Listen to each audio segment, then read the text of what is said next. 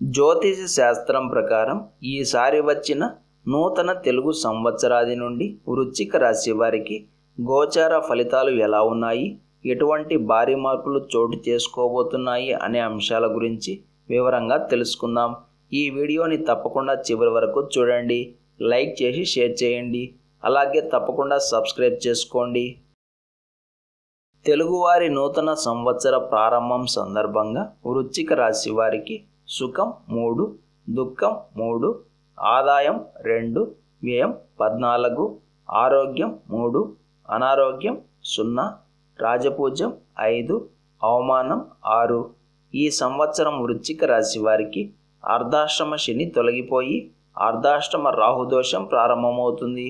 అలాగే అష్టమ గురుదోషం కూడా ఈ ఏడాదే ప్రారంభమవుతుంది. ఈ కారణం చేత వృశ్చిక రాశి వారు దాదాపుగా సాధారణమైన ఫలితాలను మాత్రమే పొందుతారు. చేస్తున్న ఉద్యోగం మారడానికి అవకాశాలు ఎక్కువగా ఉన్నాయి. బెటర్మెంట్ కన్నా కూడా సస్టైన్ అవ్వడానికి ప్రయత్నాలు చేయడం మంచిది. ప్రేమల వలన మోసపోవడానికి అవకాశాలు ఉన్నాయి. శుభకార్యాల నిమిత్తం అధిక శ్రమ ఉంటుంది. పిల్లలకు తరచూ అనారోగ్యాలు కలగవచ్చు.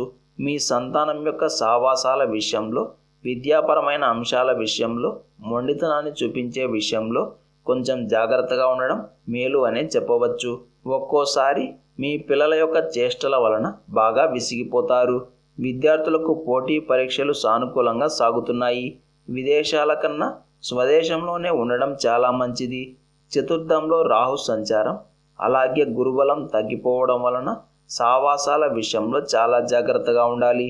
చెడు వ్యసనాలకు ఎంత దూరంగా ఉంటే అంత మంచిది. విద్యార్థుల్లో కోపతాపాలు పెరుగుతాయి. వీటి విషయంలో కూడా మీరు చాలా జాగ్రత్తగా ఉండాలి. పరీక్షలు తప్పితే మాత్రం తప్పకుండా అది మీ తప్పిదమే అవుతుంది. ఆరోగ్యపరంగా బాగానే ఉంటుంది. తీవ్రమైన అనారోగ్య సమస్యలు ఏవి మిమ్మల్ని ఇబ్బంది పెట్టే అవకాశాలు కనిపించడం లేదు. మానసిక ప్రశాంతత కూడా తక్కువగానే ఉంటుంది. గ్యాస్ కంప్లైంట్స్ పెరుగుతాయి. ఇది అది అని తెలుసుకునే ఛాన్స్ లేకుండా చిత్ర విచిత్రమైన సమస్యలు ఈ ఏడాది మిమ్మల్ని బాగా వేధిస్తాయి. సెల్ఫ్ డ్రైవింగ్ని అవాయిడ్ చేయండి. పబ్లిక్ ట్రాన్స్పోర్ట్ని మాత్రమే ఉపయోగించుకోండి. అర్ధాష్టమ రాహుదోషం ఉన్న కారణం చేత కోర్టు కేసుల వ్యవహారాలు, విదేశీయాన ప్రయత్నాలు అంత అనుకూలంగా లేవు.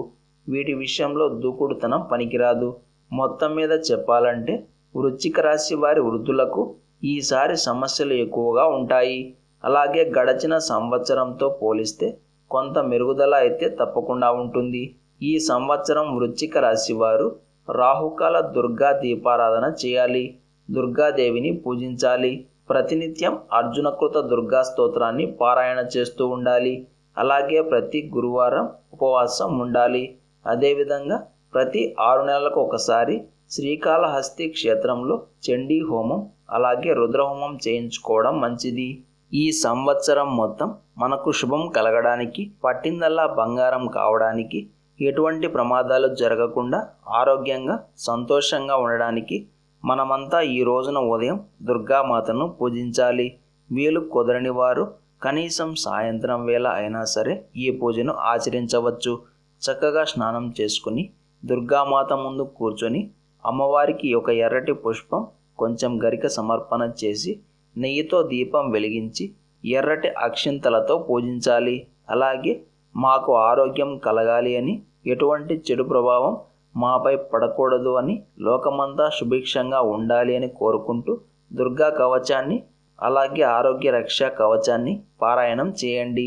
ఈరోజు మహామృత్యుంజయ మంత్రం జరిపించినా కూడా చక్కటి శుభం కలుగుతుంది. అపమృత్యువులు దూరమవుతాయి.